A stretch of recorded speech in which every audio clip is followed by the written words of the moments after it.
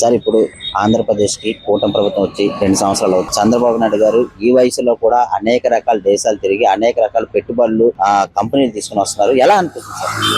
చాలా సంతోషంగా ఉంది. లాస్ట్ 5 years అన్ని లాస్ అయ్యాం కదా, ఇప్పుడు చాలా హ్యాపీగా ఉంది. మా పిల్లలకి ఇక్కడే ఉద్యోగాలు వచ్చాయి, చాలా సంతోషంగా ఉంది.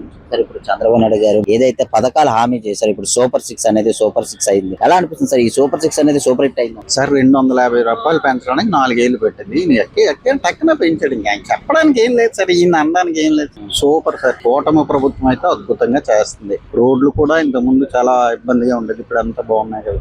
నాకైతే ఈసారే కాదు, మళ్ళీ కూడా ఇదే రావాలని కోరుకుంటున్నాను. వికలాంగులకు కూడా పెన్షన్లు కూడా అదే విధంగా పెంచడం జరిగింది. ఎలా అనిపిస్తుంది సార్ మీకు? చాలా సంతోషంగా ఉంది సార్. మా మామగారు వికలాంగులే, ఆయన కూడా పెన్షన్ వస్తుంది, చాలా హ్యాపీ ఫీల్ అవుతున్నారు ఆయన.